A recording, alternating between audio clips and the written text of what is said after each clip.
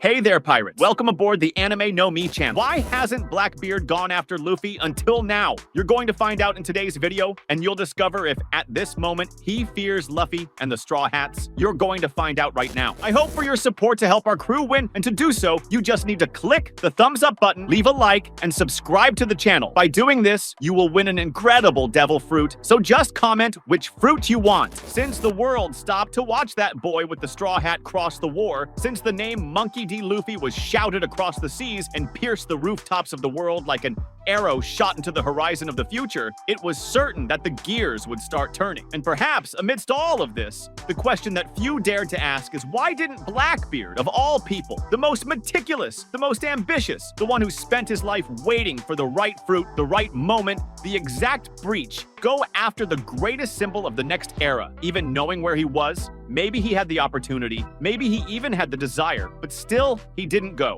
Luffy was a fresh name after Marineford, a name still stained with losses, a name that didn't have the weight of an army or a fleet, but carried something much more dangerous, willpower. And that will had been passed down not only by Ace, but by Roger, by Rayleigh, by Garp, by Shanks. And everyone who has eyes in One Piece knows how to recognize that kind of flame. I think Blackbeard saw that flame, yes, and maybe he felt its heat, and maybe he backed off not out of physical fear, but because he knew that this kind of fire, if ignited too soon, turns into a wildfire.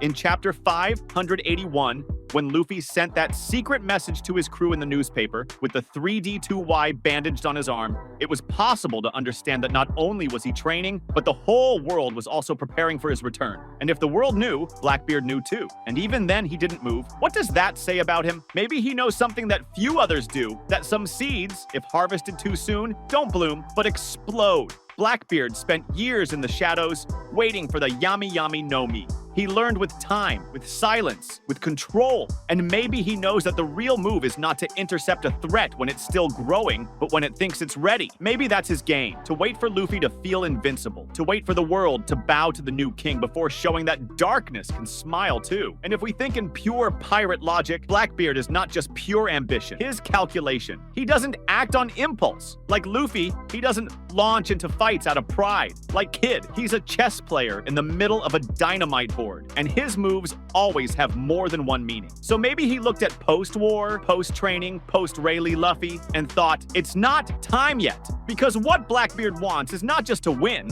it's to win and laugh afterward. It's to win and prove that darkness consumes everything, even the purest dream. And there's another side to it too. Blackbeard is not an idiot. He saw what happened at Marineford. He saw the world move because of Luffy. He saw Garp almost rise against the Marines for him. He saw Shanks appear in the middle of the war like a bolt of lightning in a clear sky just to make sure Luffy escaped. He saw Rayleigh reappear out of nowhere, not with a rusty sword, but with a sparkle in his eyes, just to guide the boy back to the path. And maybe Blackbeard understood. If I touch this boy now, I won't just fight him. I'll fight the entire past. And if we go back in time to chapter 440, when Luffy and Blackbeard first meet in Jaya, the atmosphere there already reveals everything. They feel each other's presence. Luffy says he doesn't like the guy, not knowing why. And Blackbeard, with arrogance disguised as humility, tries to seem ordinary, but his eyes light up when he talks about dreams. A man's dream never dies. His phrase, that isn't just about him, it's about the world. It's about what he sees in Luffy too.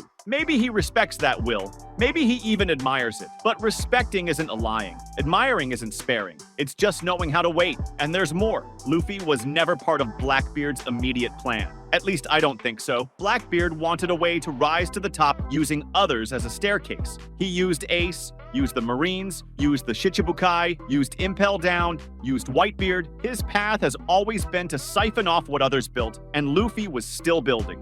He still didn't have a fleet, he still wasn't an emperor, he still hadn't destroyed Big Mom's castle, he still hadn't faced Kaido at the top, he still hadn't awakened the Nika. In other words, he still wasn't valuable enough to be plundered. If before Blackbeard avoided Luffy because he was still a promise, maybe today he avoids Luffy because he's no longer just that. Because now Luffy is one of the names that breathe at the top, and those at the top breathe less, because the air is thin and the space is small. The era changed, and it changed fast. At the end of Wano, the world received news that perhaps Blackbeard already felt coming, but never expected would arrive so soon. soon. Luffy became a Yonko. Without needing a giant fleet, without inheriting ready-made empires, without bending to politics or pretending to be an ally. He became what he became because he defeated Kaido, because he pulled down from the mountain the man the world hadn't seen fall in decades. And that changes everything. Blackbeard may have looked at that victory and wondered, since when did he get this big? Because Luffy didn't rise the way he did. Luffy rose by fighting. Blackbeard rose by waiting, negotiating, using moments as stepping stones. And now, maybe he realizes that there's someone who reached the same place, but with a different foundation. And that's dangerous.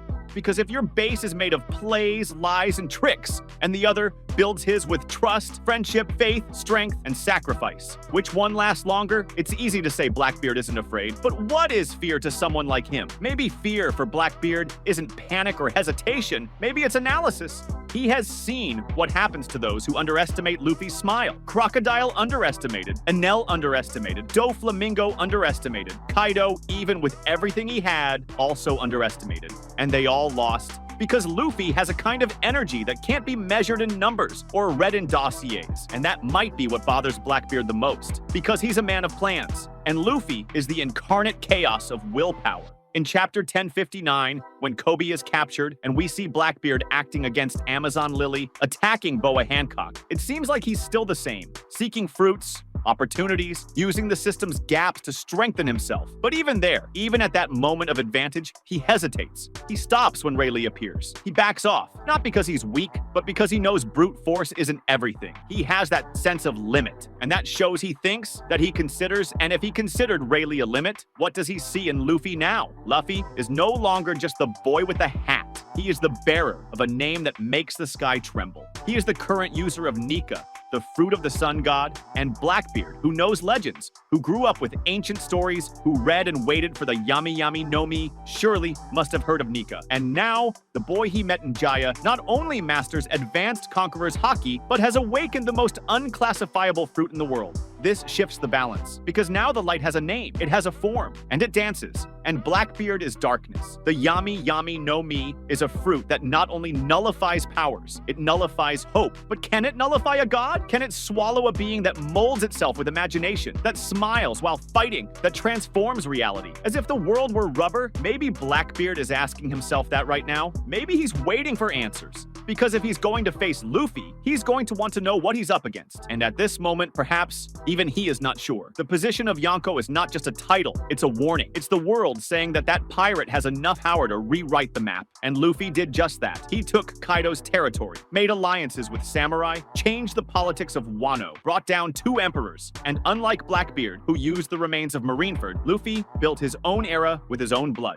And here comes the most delicate part. Maybe Blackbeard is truly recalculating everything because he knows the end is approaching, because he knows the treasure is near, because he knows the world won't hold out much longer, and he wants to be whole when the final chapter opens. And for that, he needs to choose his battles. And maybe for now, he thinks it's not worth clashing with Luffy, not out of cowardice, but out of vision, because if he goes now, he might not come back, because he's seen what Luffy does to those who try to slow him down, because he knows that every time the boy loses, he comes back stronger, because he knows that Luffy's power is not the punch, it's the comeback. And maybe deep down, Blackbeard knows that this confrontation is inevitable, that at some point he will look Luffy in the eyes again, like he did in Jaya, but that day, it won't be in a bar or on a forgotten island. It will be at the heart of the world, in front of everything that remains, with history roaring between its teeth. That was today's content. We hope you liked it and want to share your opinion on the subject. Don't forget to share the video, give it a thumbs up, and I'll see you in the next video. Take care and stay amazing.